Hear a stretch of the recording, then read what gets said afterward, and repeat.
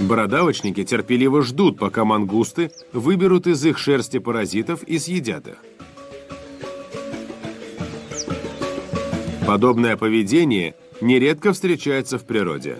Но чтобы так себя вели два вида млекопитающих, причем не приматов, это что-то новенькое.